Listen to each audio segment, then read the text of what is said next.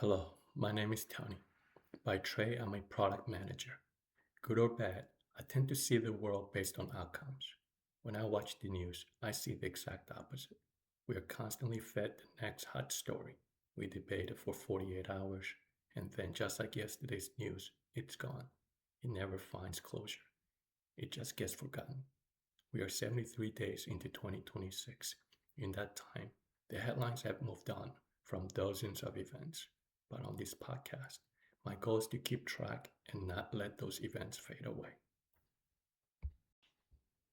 Today, we'll discuss mass shooting. To start, I'd like to share some data points on these four questions that I think can help us open the discussion. 1. What is mass shooting? I'd like to share the definitions I found. 2. When was the first recorded mass shooting? To understand this matter, we have to see where this began. 3. What was the first legislation or legal proposal related to mass shootings? We'll look at the first resolution society outlined to fix this. And finally, 4. When was the most recent mass shooting? This is just to give us a perspective of our current situation. I want everyone to understand this is obviously a much more complex matter, but I thought if we have some context and perspective, we could have a discussion where we can build and move forward. Question 1. What is mass shooting? Let's start with the definition.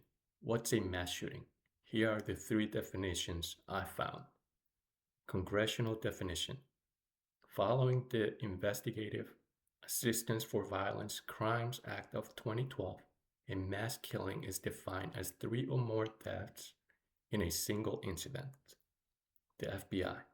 They primarily track mass murder, which they generally define as 4 or more victims killed, or active shooter, incidents where an attack is ongoing in a populated area. The Gun Violence Archive, GVA.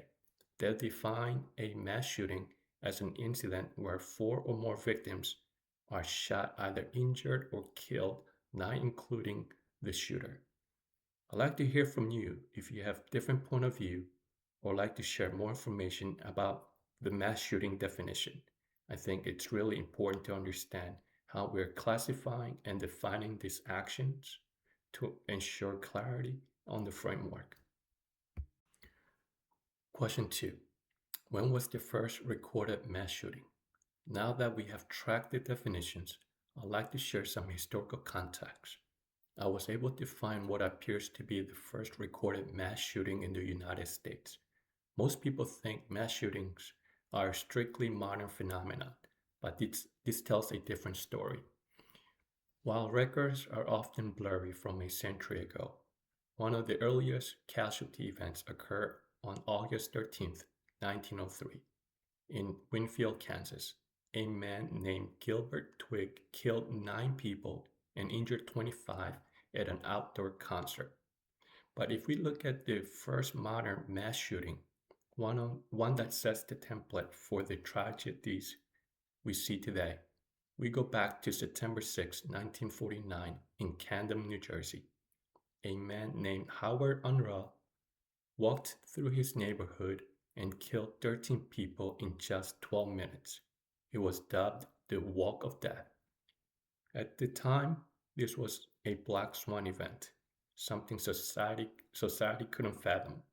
But if we benchmark this as the starting point or baseline, it was the first time we realized that a single individual could disrupt an entire community in minutes. Since then, the situation hasn't changed. It's just been optimized for more casualties. You'll probably hear me say this throughout our journey, but please, if there are other historical events that can be added here, please share them with me. Question 3. The first legislation. So what was the first legislation to address this? It appears for gun safety actually began with the National Firearms Act of 1934. This was created to stop Prohibition-era gang violence through a massive $200 tax stamp. In 1934, $200 was nearly $4,800 in today's money. It was a massive financial barrier designed to keep destructive tools out of the hands of the general population. The most comprehensive federal update followed in 1968 with the Gun Control Act. This established the federal age limits of 18 and 21 for firearm purchases and prohibited sales to individuals adjudicated as mentally incompetent. While in 1968 Act was a federal milestone, historical records show that states and cities have been implementing similar measures for a long time. For example, in 1763, New York City law penalized the discharge of firearms by youth. By 1900, over 100 local and state laws have been enacted across 46 states to restrict access to firearms for minors. I'd love to hear from any subject matter experts or anyone who would like to share more information about any legislative laws that's currently being discussed at the local, state, or federal level. You can come to the podcast and share it with the public. Question 4. The most recent incident. It appears just 48 hours ago. On March 12, 2026, a gunman opened fire in a classroom at Old Dominion University in Virginia. It resulted in the death of Lieutenant Colonel Brandon Shaw, an ROTC leader and professor. Then we look at Austin, Texas. On March 1st, 2026, a mass shooting at a bar on West 6th Street left 3 dead and 14 injured, despite a heavy police presence in the nightlife district. Now let's look at the numbers for today, March 14th, 2026.